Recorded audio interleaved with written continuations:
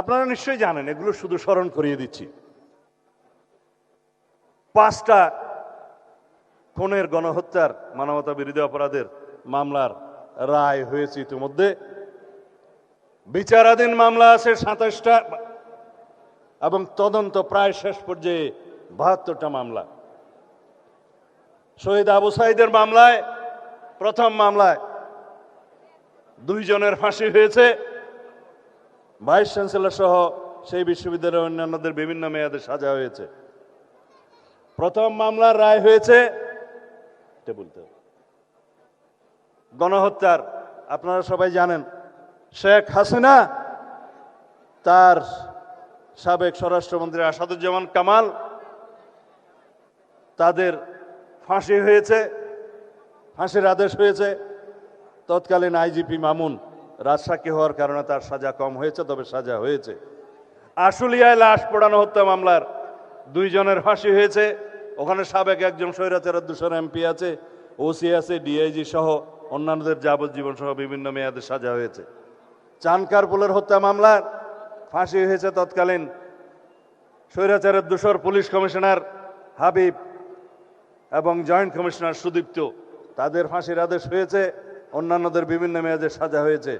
অতি সম্প্রতি রায় হয়েছে রামপুরা টিভি সেন্টারের ওখানে একটা ছেলে কার্নিশি লুকিয়েছিল, তাকে ওখানে যে গুলি করা হয়েছে। আমি শুনলাম সেই ছেলেটি কোনো রকমে প্রাণে বেঁচে গিয়েছে চিকিৎসার মাধ্যমে। আল্লাহ তার জীবন বাড়িয়ে দিক, হায়াত বাড়িয়ে দিক।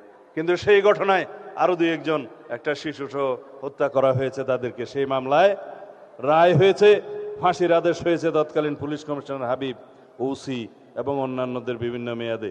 সর্বশেষ হাসানুল হক ইনু নামের একজন স্বৈরাচারের দোষর আছে, তার বিচারের রায় বেরিয়েছে।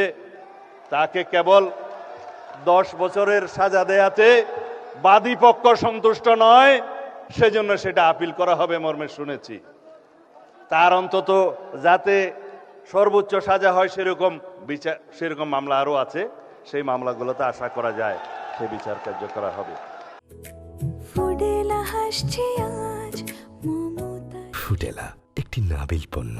আজকে যারা এই অনুষ্ঠানের আয়োজন করেছেন, জুলাই 24 শহীদ পরিবার সোসাইটি এবং আমরা জুলাই যোদ্ধা কেন্দ্রীয় নির্বাহী কমিটি, তাদের প্রতি আমার অনুরোধ রইল,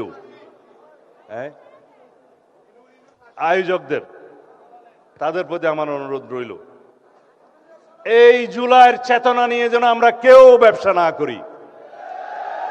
যারা জুলাইয়ের চেতনা নিয়ে বিভিন্নভাবে রাজনৈতিক সংগঠন করে রাজনৈতিক ফায়দা নেওয়ার জন্য চেতনা বিক্রি করছে, তাদের পরিণতি কিন্তু ভবিষ্যতে দেখা যাবে। ইতিহাস কিন্তু তাই। যারা 71-এর মুক্তিযুদ্ধের চেতনা বিক্রি করত, তারা চেতনা বিক্রি করতে করতে আজকে দিল্লি যেয়ে বসে আছে।